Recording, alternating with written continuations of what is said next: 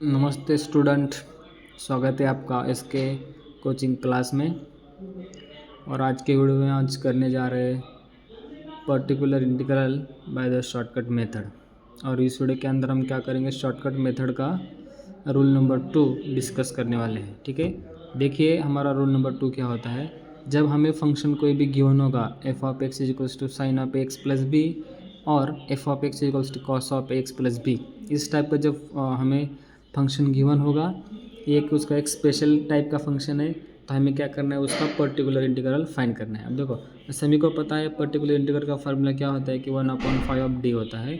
लेकिन हम इस वाले केस में क्या करना है, जब हमें कोई भी इस टाइप का फंक्शन गिवन होगा तो उसका हमारा फार्मूला कैसा हो जाएगा, 1/5 of D square into sine of X plus B हो जाएगा। ठीक है, और जब आपको साइन एक्स प्लस साइन के बदले समटाइम्स कॉस दिया जा सकता है, तो बस हमें क्या करना है, साइन को रिप्लेस करना है बाय कॉस से। ओके, तो देखो हमारे पास क्या है, फार्मूला है हमारा particular integral equals to 1/5 of D square into sine of X plus B. Then हमें क्या करना है, रिप्लेस करना है डी स्क्वायर को माइनस ऑफ ए स्क्वायर से। ठीक है, तो क्या हमारा फार्मूला कैसा बनेगा, 1/5 of minus A square minus of whole square into क्या हो जाएगा, sine of X plus B हो जाएगा।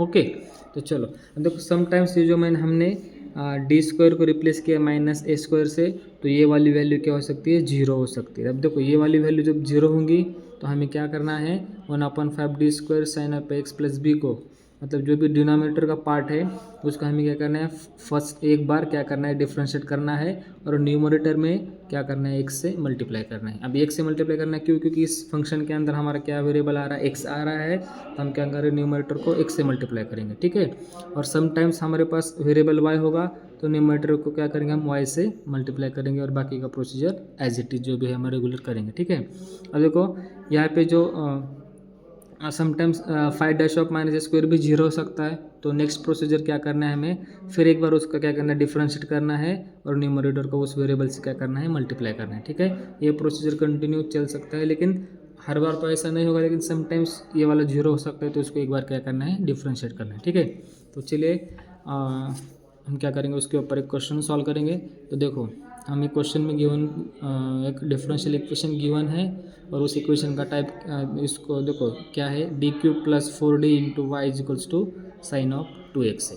ओके, अब देखो इस वाले फंक्शन को हमें कैसे सॉल्व करना है, देखो इस वाले अपना जो इस गिवन इक्वेशन है, उस इक्वेशन का हमने राइट हैंड साइड का पार्ट देखा, तो कैसा है, साइन 2x, और हमें किसका चाहिए, कैसा चाहिए, sine of X plus B चाहिए। इसको हमने इसके साथ कंपेयर किया तो बस हमें क्या है, बी यहाँ पे कुछ नज़र नहीं आ रहा है, तो इसका मतलब क्या हो सकता है, बी जीरो हो सकता है, या यहाँ पे बी अवेलेबल नहीं है। ठीक है, तो इसमें कोई बात नहीं, जो इसके लिए हमने प्रोसीजर लगाया सेम वही प्रोसीजर हमें क्या करना है, फॉलो करना है। ठीक है, तो चलो हमें क्वेश्चन के अंदर क्या करना है, सॉल्व करने के लिए बोला, इसका मतलब क्या, हमें जो उसका जनरल सोल्यूशन क्या करना है, फाइंड करना है। तो ठीक है, तो जनरल सोल्यूशन क्या होता है, the general solution of differential equation क्या होता है, y is equals to Y C plus क्या होता है, पी आई होता है। ओके, इसको मैं एक इक्वेशन नंबर 1 लिख देता हूँ, और वाई सी मतलब क्या होता है, कॉम्प्लीमेंट्री फंक्शन होता है। ठीक है, तो सबसे पहले हम क्या करेंगे, तो फाइंड करेंगे कॉम्प्लीमेंट्री फंक्शन। ओके, और कॉम्प्लीमेंट्री फंक्शंस फाइंड करने हमारे पास उसके भी कुछ स्टेप्स होते हैं। सबसे पहले हम क्या करना है, जो भी इक्वेशन गिवन है उसका क्या करना है, ऑक्सिलरी इक्वेशन फाइंड करना है। ठीक है, और ऑक्सिलरी इक्वेशन हम कैसे फाइंड करते हैं, जो भी इक्वेशन है D cube plus 4 into D, इसको क्या करना है, इक्वेट टू जीरो करना है। ठीक है, अभी हमारा क्या हो जाएगा, ऑक्सिलरी इक्वेशन हो जाएगा। तो मैंने क्या किया, जो भी इक्वेशन गिवन था डी क्यू प्लस 4d, अब देखो ये जो y था तो मैंने राइट साइड को लेके चले गया, और जो हमें पता है जब ऑक्सिलरी इक्वेशन निकलता है हम क्या करते हैं, जो भी लेफ्ट हैंड साइड का पार्ट है उसको क्या करते हैं, इक्वेट टू जीरो करते हैं।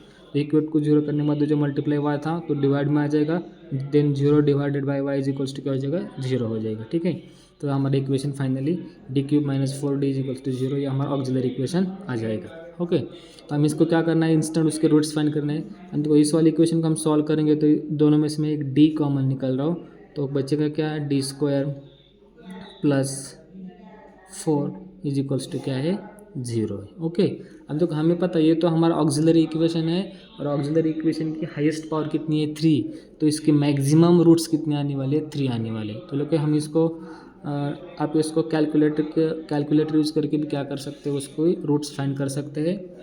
लेकिन मैं यहाँ पे कुछ बिना विदाउट कैलकुलेटर से क्या कर रहा हूँ, यहाँ पे सॉल्व कर रहा हूँ। ठीक है, आपको लगता है कैलकुलेटर यूज़ करना है तो कैलकुलेटर यूज़ कर सकते हो। अब देखो यहाँ पे d² + 4 इसको हमने सॉल्व किया, तो यहाँ से मैं d² की वैल्यू निकाल सकता हूँ, क्या हो जाएगा 4 5 हो जाएगा। तो इस वाले डी की वैल्यू हमें कितनी मिलेगी 0, यानी कि डी इक्वल्स एक वैल्यू हमें क्या मिली है 0 और 2 वैल्यूज़ निकालना है हमें। ठीक है, तो ये फर्स्ट वैल्यू क्या है D is equals to 0, then d² is equals to क्या आ जाएगा -4, और हमें पता है d इज इक्वल्स टू क्या हो जाएगा √(-4), और इसको हमने फाइंड किया तो हमें क्या मिलेगा d is equals to +or-2 iota मिलेगा। ओके, तो आप देखो ये वाली एक रूट की हमें d की वैल्यू कितनी मिली +or-2 आए, और ये क्या है 0। हमारे पास टोटल 3 वैल्यूज़ और वो क्या है अलग अलग। ये जो 2 वैल्यूज़ है वो कॉम्प्लेक्स नंबर के फॉर्म में और ये क्या है रियल नंबर के फॉर्म में। ठीक है, तो हम यहाँ पे ऐसे लिख सकते हैं कि therefore some roots are real and some roots are complex. Okay, some roots कैसे हमारे, some roots are real and some roots are complex. तो देयरफॉर हमारा वाई सी क्या होता है, देखो वाई सी का फॉर्मूला यहाँ पे मैं इन जनरल लिख देता हूँ डायरेक्टली। देखो ये हमारा क्या हो जाएगा Y C is equals to, देखो ये हो जाएगा c1e⁻mx, ये किसके लिए होता है, रूट्स आर रियल के लिए होता है, प्लस हमारे पास सम रूट्स किससे है कॉम्प्लेक्स है, तो उसका फार्मूला कैसे बनेगा e⁻α(x) in bracket c2 into cos βx plus c2 into क्या हो जाएगा यहाँ पे sin βx हो जाएगा। ओके, अब देखो यहाँ पे ये मतलब क्या होता है, जो भी हमारा रियल नंबर है वो होता है, और अल्फ़ा मतलब क्या होता है, जो इस वाले कॉम्प्लेक्स नंबर को हम क्या करेंगे अल्फ़ा प्लस आयोटा बीटा के फॉर्म में क्या करेंगे कंपेयर करेंगे। तो यहाँ पे अल्फ़ा की वैल्यू की तो कितनी है 0 है, प्लस 2i के साथ कौन आ रहा है 2i, तो यानी कि बीटा की वैल्यू कितनी हो जाएगी 2 हो जाएगी। ठीक है, और m की वैल्यू कितनी है 0, तो मैं यहाँ पे लिख देता हूँ वैल्यू पुट करेंगे c1e⁻0 into x is 0 plus e⁻α is also 0, e⁻0 into x again 0 in bracket c into cos क्या हो जाएगा बीटा की वैल्यू कितनी है 2x प्लस सिमिलरली यहाँ पे c2 डबल आ रहा है, यहाँ पे क्या हो जाएगा c3 इंटू क्या हो जाएगा साइन ऑफ कितना है 2x है ना, ये 2x हो जाएगा। ठीक है, ये बीटा है तो बीटा की वैल्यू कितनी है 2 है। ओके, तो देखो इसको और एक स्टेप सिंप्लीफाई करें तो c1e⁻0 की वैल्यू कितनी होती है e⁻0 जो प्लस कितना है 1 होता है, 1 इंटू c1 क्या हो जाएगा c1 plus again e⁻0 means 1 into this time is again same, यानी कि c2 into cos 2x plus c3 into sine क्या हो जाएगा 2x। ये हमारा क्या है फाइनली कॉम्प्लीमेंट्री फंक्शन हमें मिला, इसको मैं इक्वेशन नंबर क्या लेता हूँ 2 लिख देता हूँ। ठीक है, तो चलिए नेक्स्ट हमें क्या फाइंड करना है, उसका पर्टिकुलर इंटीग्रल हमें क्या करना है फाइंड करना है। ओके, तो देखिए पर्टिकुलर इंटीग्रल का फॉर्मूला क्या होता है, now to find particular integral हमारा फॉर्मूला क्या होता है 1/5 इंटू क्या होता है f(x) होता है। ओके, तो चलो ये 1/5 एज इट इज़ रहेगा, और f(x) हमारे पास क्या गिवन है, तो देखो हमारे क्वेश्चन को अच्छे से आइडेंटिफाई कीजिए। हमारे क्वेश्चन क्या है, राइट साइड में जो भी पार्ट होता है वो क्या होता है हमारा f(x) होता है, तो ये कैसा है वो है हमारा साइन ऑफ क्या है 2x है, राइट, साइन ऑफ 2x। अब देखो ये हमारा कौन सा केस है सेकेंड नंबर केस है, जैसे कि हमने वीडियो के स्टार्टिंग को क्या किया है डिस्कस किया। ठीक है, अब देखो यहाँ पे कंपेयर करो, हमारा फॉर्मूला क्या होता है sine of x plus B के फॉर्म में होता है, तो यहाँ पे ax इज इक्वल्स टू कितना आ रहा है 2x आ रहा है, और b इज इक्वल्स टू कितना है 0 है। ठीक है, तो चलो अगले पेज पे इसका सोल्यूशन लिखते हैं। ओके, तो हम क्या करेंगे जो भी वैल्यूज है उसको हम क्या करेंगे पुटअप करेंगे। देखो Y P is equals to यानी कि पर्टिकुलर इंटीग्रल इक्वल्स टू 1/5 तो डी हमें क्या करना है, जब इस टाइप सेकेंड का रूल है तो हमें क्या करना है रिप्लेस करना है d² को किससे रिप्लेस करना है माइनस ए स्क्वायर से रिप्लेस करना है, ठीक है।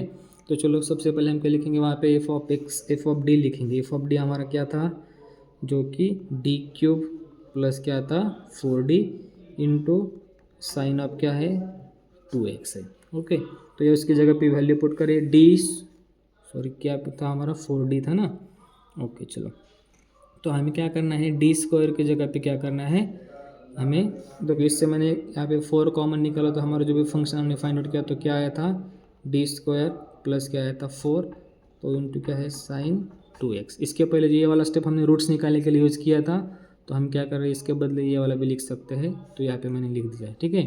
क्योंकि हमें क्या करना है डी स्क्वायर की वैल्यू पुट करनी है, यहाँ पे तो डी क्यूब आ रहा है तो हम पुट नहीं कर सकते, तो हम क्या करेंगे ये वाला स्टेप लिख सकते हैं, ठीक है। तो हमें पुट क्या करना है यहाँ पे, ये देखो ये को कंपेयर करिए, कितना है 2, तो हमें क्या करना है माइनस ए का स्क्वायर क्या करना है डी स्क्वायर की जगह पे रिप्लेस करना है, यानी कि क्या हो जाएगा -4 इज इक्वल्स टू, जहाँ पे भी डी स्क्वायर है वहाँ पे क्या करेंगे -4 पुट करेंगे, यानी कि देखो यहाँ पे क्या जाएगा -4 + 4 साइन अब क्या है 2x। अब इसको सिंप्लीफाई करें तो -4 + 4 क्या आ रहा है 0 आ रहा है, यानी कि हमारा 1/5 ऑफ डी स्क्वायर क्या आ रहा है इज इक्वल्स टू 0 आ रहा है। जब इसका मतलब 0 आता है तो हम क्या बोलते हैं केस इज अ फेल्यूर, और केस फेल्यूर होते तो हमें क्या करना है जो भी हमारी ओरिजिनल टर्म थी उसको क्या करना है डिफरेंशिएट करना है, और न्यूमरेटर को क्या करना है, इसके अंदर x वेरिएबल है तो न्यूमरेटर क्या करना है x से मल्टीप्लाई करना है। चलिए तो ये वाला स्टेप कर देते हैं, तो न्यूमरेटर क्या करेंगे x को मल्टीप्लाई करेंगे, x इंटू 1 क्या हो जाएगा x हो जाएगा, और डी क्यूब प्लस 4d का स्क्वायर क्या आ जाएगा 3 into D square plus 4 into sine क्या है 2x। अब देखो ये जो हमें इक्वेशन मिला है फिर हमारा कैसा है, जो सेकेंड केस है उसके जैसा ही है, तो इसको फिर क्या करेंगे, फिर एक बार जो हमने प्रोसेस किया है उसको क्या करेंगे रिपीट करेंगे। तो हमें क्या करना है फिर एक बार D square is equals to क्या करना है -a का स्क्वायर पुट करना है, यानी कि -4 पुट करना है डी स्क्वायर जहाँ पे है वहाँ पे, ठीक है। तो एक से एज इट इज हो जाएगा 3 इंटू क्या है डी स्क्वायर की वैल्यू कितनी पुट करनी है -4 प्लस क्या है 4 इंटू 2x, ओके। जो कि x एज इट इज हो जाएगा 3 इंटू -4 क्या हो जाएगा -12 प्लस 4 इंटू क्या है साइन 2x। इसको हमने सिंप्लीफाई किया तो क्या आ जाएगा x/-8 इंटू साइन 2x आ जाएगा, ठीक है। ये हमारा क्या है फाइनल आंसर है। तो इसको हम बोल सकते हैं, इसके आगे कुछ हम कुछ सिंप्लीफाई नहीं कर सकते, या एक स्टेप हम ऐसे लिख सकते x into sine 2x minus मैंने आउटसाइड लिखा तो ये क्या हो जाएगा 8 हो जाएगा, तो इसको बोलेंगे हम इक्वेशन नंबर 3, ओके। इस वाले स्टेप से हम क्या कर सकते हैं, इसको ऐसे सिंप्लीफाई कर सकते हैं, और आपको यहाँ पे आपने यहाँ पे छोड़ दिया तो भी चल सकते हैं, हमारा आंसर दोनों का मीनिंग एक ही है। तो ये हमारी इक्वेशन नंबर क्या है 3। तो देखो फ्रॉम इक्वेशन नंबर 1 में क्या था y इज इक्वल्स टू क्या था yc प्लस क्या था yp था, ओके। तो y से हमने फाइंड किया था, y से हमें क्या मिला था c1 plus c2 into cos 2 beta plus क्या मिला था हमें c3 into sine 2 beta, okay.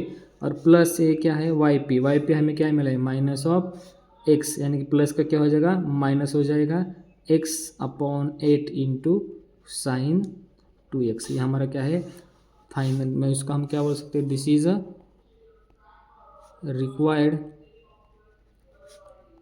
Solution of given differential equation, okay. Dear student आपको वीडियो समझ में आया है तो आपके दोस्तों के साथ उसको शेयर कर सकते हो और वीडियो को लाइक कर सकते हैं। Thank you for watching.